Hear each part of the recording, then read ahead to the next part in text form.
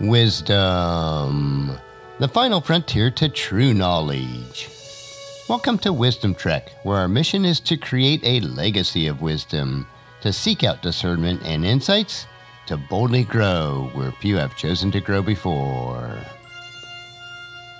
Hello, my friend. I am Guthrie Chamberlain, your captain on our journey to increase wisdom and create a living legacy.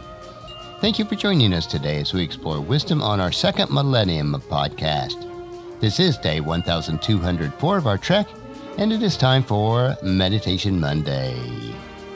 Taking time to relax, refocus, and reprioritize our lives is crucial in order to create a living legacy. For you, it may be a time alone for quiet reflection, or you may utilize structured meditation practices. In my life, meditation includes reading and reflecting on God's Word and in prayer.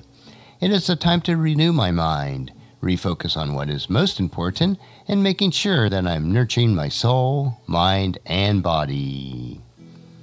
As you come along with me on our trek each Meditation Monday, it is my hope and prayer that you too will experience a time of reflection and renewing of your mind.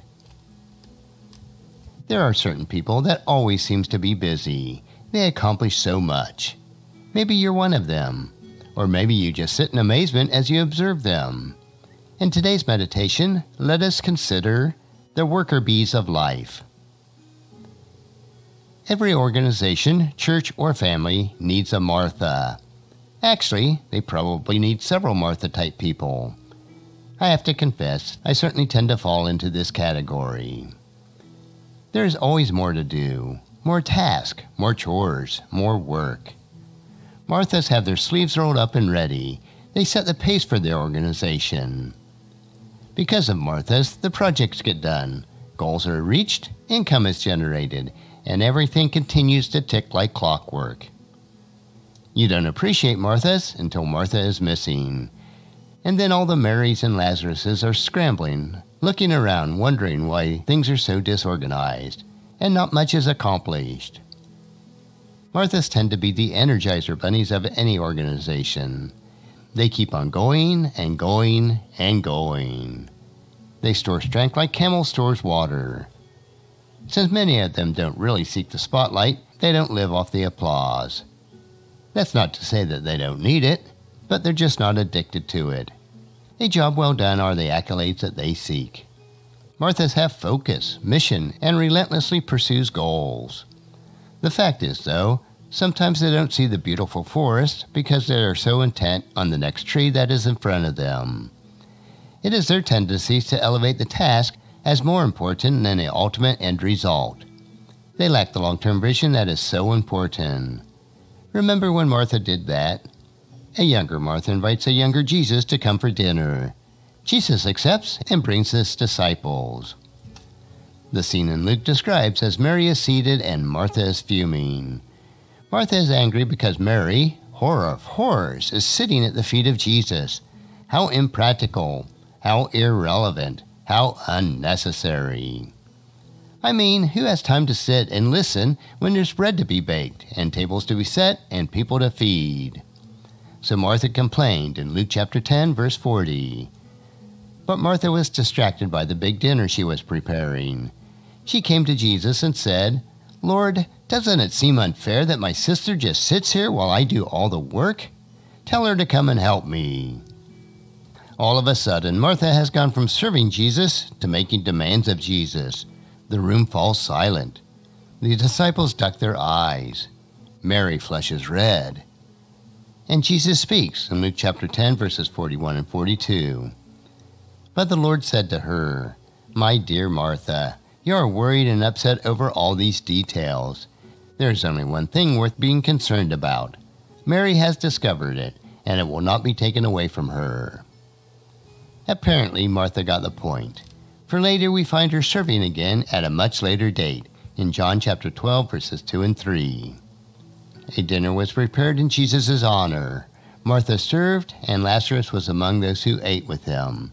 Then Mary took a 12-ounce jar of expensive perfume made of the essence of nard, and she anointed Jesus' feet with it, wiping his feet with her hair, and the house was filled with the fragrance. Is Mary in the kitchen this time? No, she is worshiping, for that is what she loves to do.